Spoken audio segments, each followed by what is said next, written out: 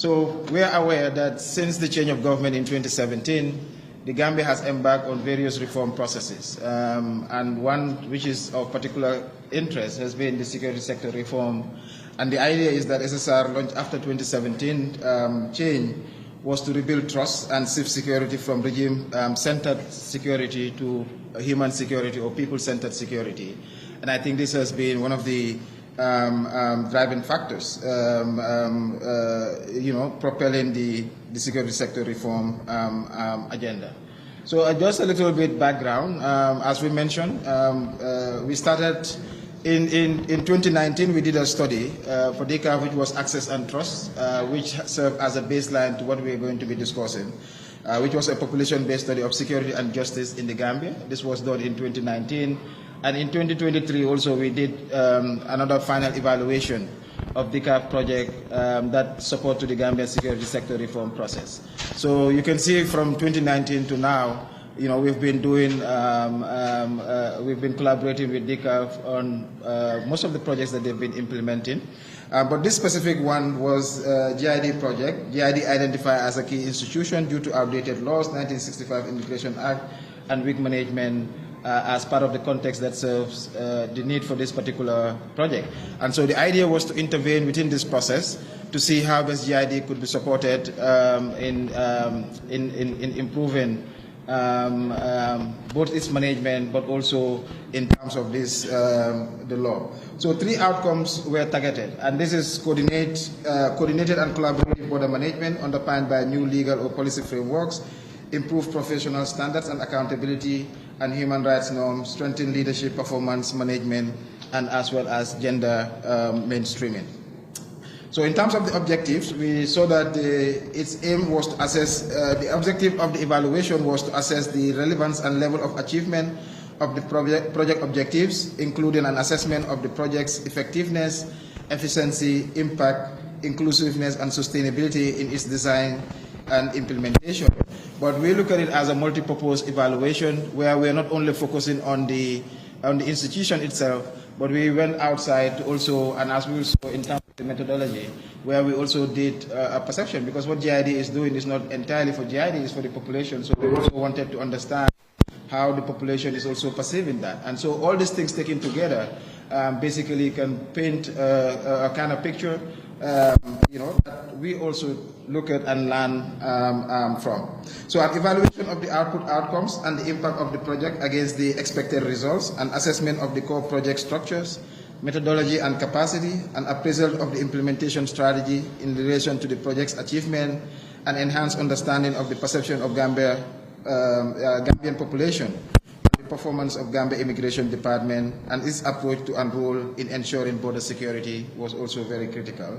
So an outline of thoughts of GID staff on the impact of the intervention and identification of problems and constraints that have been encountered, and also the lessons learned, because evaluation is also about saying that you have to do what sort of lessons you have learned from this process, and how can those lessons be carried on so that it could be implemented in terms of further projects, but things that could be that one can pay attention to. So in terms of the methodology, based on the objectives, you can see that the methodologies that we designed was a nationwide survey, 1,200 respondent representative, and the margin of error was plus or minus 3% in terms of our design. We are confident at 95% level that the findings that we provided here are reflective of the population. And so anyone that wants to do a study based on ours can also equally do that. But like we said, we did not only do a nationwide survey, but we also did an interview with GID staff, 50 officers, 40 female, 40% of those interviewed were females. And we also did focus group discussions, 10 focus group discussions across the local government areas, targeting women, youth, and vulnerable groups. Why we do focus group discussion is also to have a sense, the real sense, of what the perceptions are saying, because perceptions are quantitative measurements. But then to explain some of the issues that people are saying, what does it really mean? The focus group discussions was very critical in that aspect, that it gives us that opportunity to be able to make sense of the perceptions that people were having. But of course, perceptions could also be narratives, and these are the realities that people live and the everyday experiences. So that was also critical. But we did not only stop there. We also did 12 KIs, that is key informal interviews with GID, senior oversight institution, NA members, National Assembly members, and civil society. And also next review of laws, reports, and project documents also were also part of that. So what we're also trying to show is that the survey that we did, the results are usually compared to what we started with 2019 as part of the baseline, and 2023, which is also termed as the midline, because why we're doing that for trend analysis, because we want to show that today, if we are saying that GID has improved, what is the baseline? Where are we starting? Where are we starting from? Yeah. So in terms of the key findings, next. So we saw that 57% rated GID as excellent or good in 2024, and this we say that is up by 12 percentage points since 2023. And if you go back as far back as 2019, we've seen that it is like 17 points since 2019. And so this demonstrates the effectiveness of GID is perceived by the population to be improving significantly, and this was above even the project targeted 15% increase. For DCAF, they wanted to increase this from 12 percentage point to 15 percentage point, but when we saw that with the 17 percentage point increase, that shows that it has gone beyond the project targeted. So DCAF and GID, so I should say, did a very good job in terms of that. So key contributions include development of training and around codes of conduct, professional standard, and strategic planning, and also the advancement in gender equality, including mainstreaming policy, among others. So this is a population that is, the ones that is also looking at how GID is been effective. So we also look at, in terms of the regional variation, we saw that in Mansa Konko, that's where we found the highest ratings. Kuntawur and Kerawan, also shows a higher percentage of residents rating the effectiveness as fair. I mean, for them it's fair. Some will say it is very excellent, others will say it's good, but others rated it as fair, indicating while some improvements are noticed, GID's impact in these regions may not be as strong or widely felt. And so there is maybe perhaps a need for some sort of work that needs to be done in terms of that. So, and we also saw that women were slightly more positive than men in terms of rating the effectiveness of GID. So in terms of responsiveness and accessibility, we saw that both improved by 13 and 8 percentage points since 2019, though 12 to 14% still rank them as poor. So those are things also that we need to look at. And we also see in terms of fairness, 51% rated GID as excellent or good, up 12 to 14% point since 2019. But also that is there. So there is a persistent issue, which issue around corruption, perception around that, preferential treatment, and harassment at the borders. These are things that also we need to work on to see how best we can address those issues. And particularly for the border, we saw that border safety is worsening according to the people, especially in urban areas. The way that urban residents feel that the border safety is worsening. 31% felt their neighborhood become less safe in the past year. Robbery and trafficking top concerns. And sometimes perceptions, when issues are happening, sometimes people feel it is the influx of people from other areas that are making their situation very insecure. And so sometimes it's important that we look at that. So in terms of citizens' awareness, because we also asked this question, I think since 2019, we've been tracking that. We feel that it is still very low. Only 16% have any knowledge, down from 34% in 2023, because perception also changed, so people who say we have knowledge next minute, they also might rank that. So it means like collectively, there's a lot of work that we need to do, both government, civil society, and all of us, in terms of raising awareness around security sector reform. And so those are things that are very critical. So safety and security in border areas is perceived to be worsening according to the survey data, especially among urban residents. As a result, the number of respondents feeling very unsafe in border areas has increased to 14.9% in 2024, 17.8% for men, while those who admitted to feeling safe or very safe declined from more than 50% in 2019 to 34.5% in 2024, with the figure higher among rural residents, which is 43% and lower at 28% for those in the urban areas. Yeah.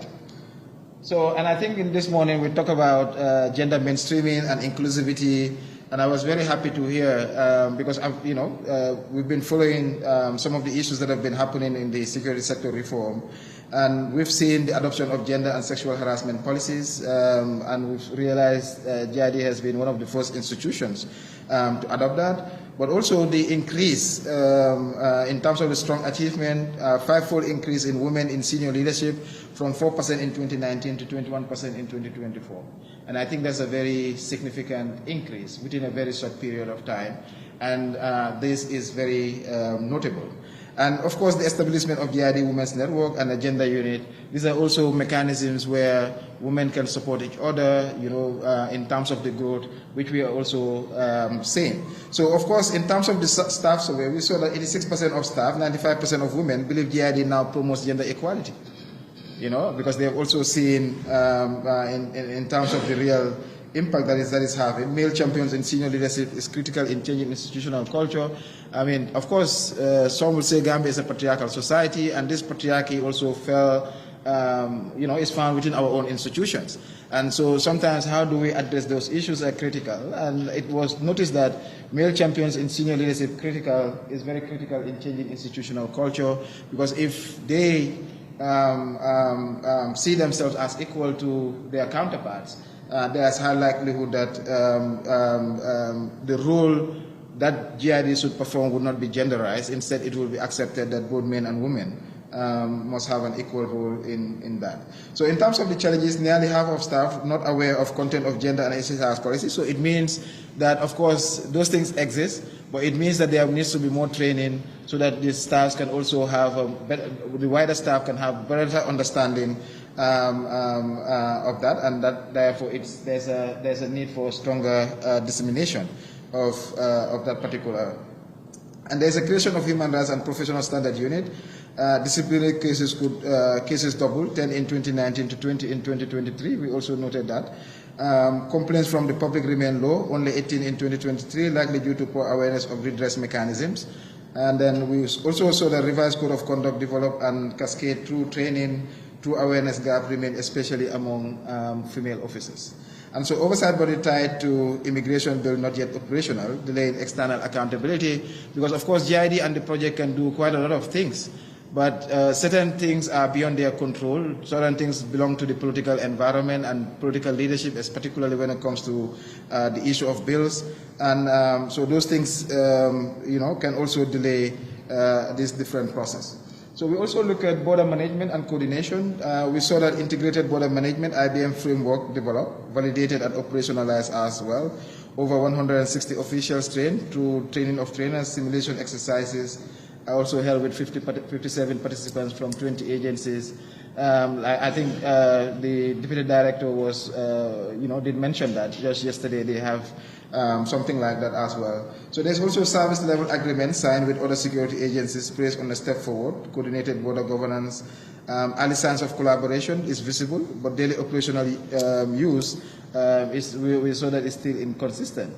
But also, this is what we were talking, citizen satisfaction with border measures remain mixed. 30% couldn't name any concrete measures to that effect.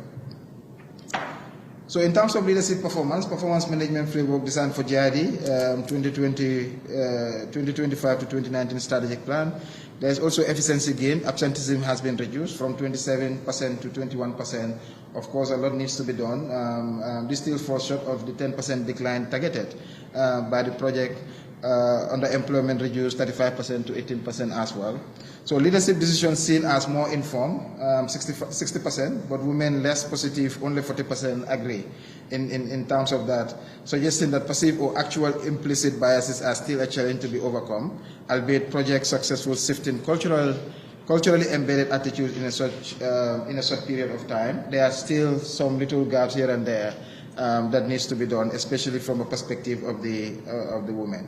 So gender leadership is seen also to support, is tied to rise of women in senior leadership, because if you have more women in leadership, there's a high likelihood that this will not only influence the junior ones, but it will also boost their morals to say that if one person can do it, then there's a high likelihood that we can equally do it.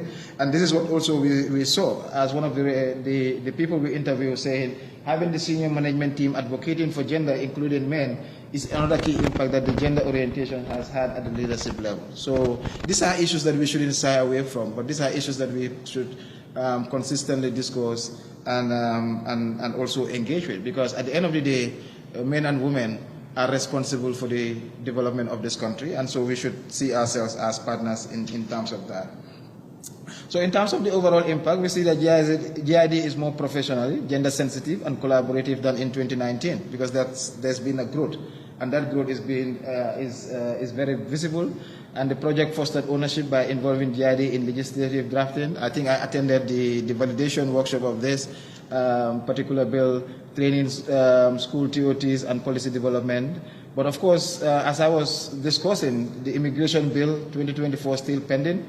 Without its reform, lacks stronger legal backing, because GID can do a lot of things internally, but if the environment, if the legal environment is still outdated, is still colonial, is still not progressive, then this can have an impact in terms of the sustainability of the reform. And also we need to do a lot of work, including ourselves, civil society, media, everybody, in terms of public awareness of reforms. And this also, to a certain extent, it remains weak, because sometimes it's not quite a lot of things has been done, but some people see it as very technical at that level, so it's just need to be left on the other side. So there's also a positive cultural shift in GID, right-based practices, gender advocacy, reduced absenteeism. These are positive things that, that is shifting the culture, because every organization itself also have their own culture, and shifting that culture is also very critical and very important in our discussion. So we draw some conclusion and lessons that we learned from the evaluation. And drawing on the findings of this evaluation, the following conclusion and lessons learned can be drawn. Frequent change in leadership of key institutions can delay legislative processes and make it difficult for bills to make their ways into laws. That is one. Legal changes can have more sustainable and long-lasting impact, but they are less easy to control and thus can risk impacting on the overall outcome of the project. So we can, DCAF can support in facilitating the drafting of legal policies and laws, but eventually the decision is on the Gambian political leadership to ensure that that is done. And so in every project that talks about this, one can also look at the external environment and how that external environment will impact on this process. So we also see that regular communication with key individuals within partner institutions like the GID is critical.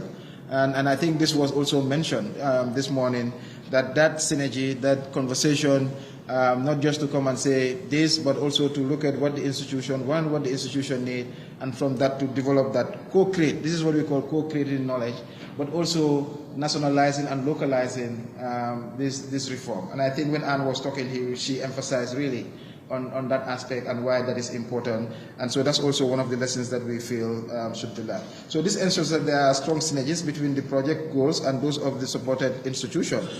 This can mitigate against the risk of changes in personnel, disrupting progress, and further ensure interventions align with existing institutional planning and also targets. So we also see that consultative approaches to developing regulations and legislation ensure that they are contextually relevant, increase the likelihood that they are applied in practice, because if people are part of the process of making a law, it is their law. And at the end of the day, when it is passed, it becomes part and parcel of them, and it becomes acceptable and legitimate in that process. So having difficult conversation about gender, particularly at senior management level, given that they can change culture from top down, because if an institution is seen to be improving in terms of gender, especially where there's senior management, that is, especially with security, it's not like civil society where, for all of us, we are too democratic, everybody have their own rule, but you have command and control mechanism. So it is usually seen that from that level, it can really have an impact on any project.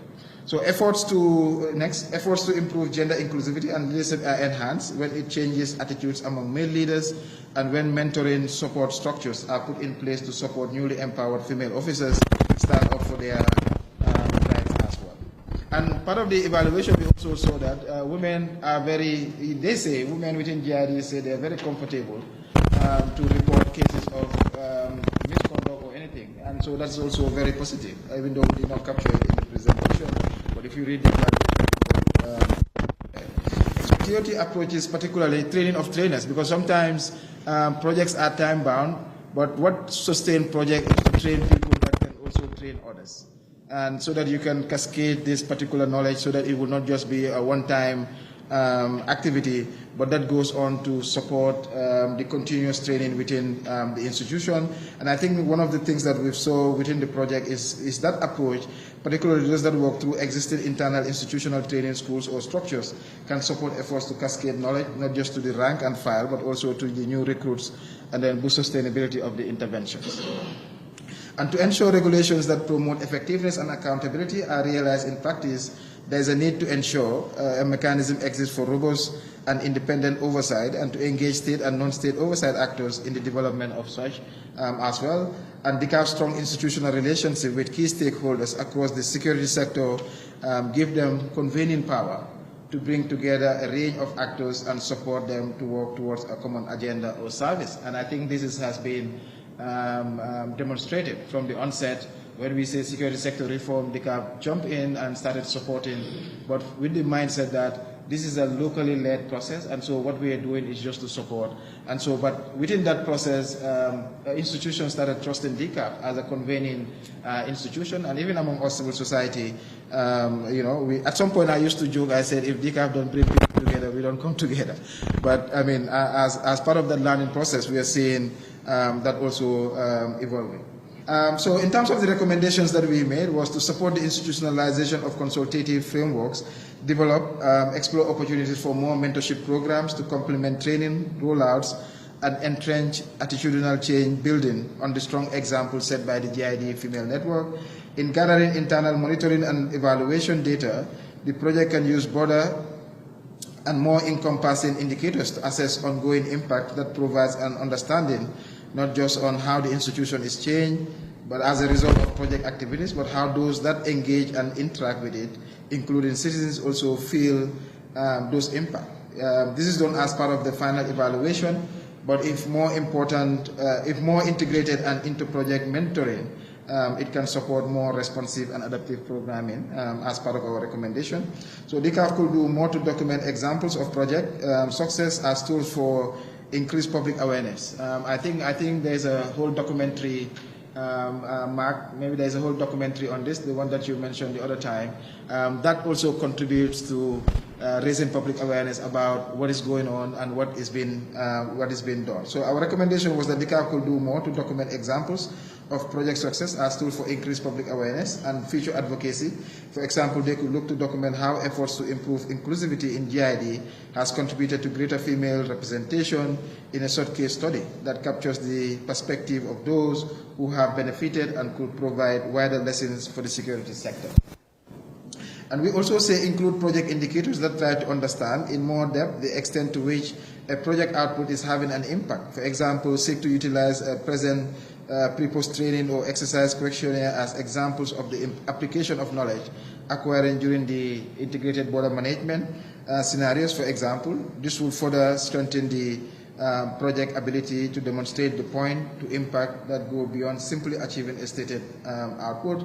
And also another final recommendation is to include greater elements of citizens' engagement in the design of projects, and that predominantly focus on technical development of institutions, even if that is just to engage with media to explain more about the reform process and how they will benefit ordinary citizens. And I think this is also one of those intention, because we've done quite a lot of evaluation, but this is also one of the first time I'm seeing institution coming out and saying, well, we are evaluating ourselves, we are learning from that process, we are trying to see how best we can improve on this, and I think that is really commendable.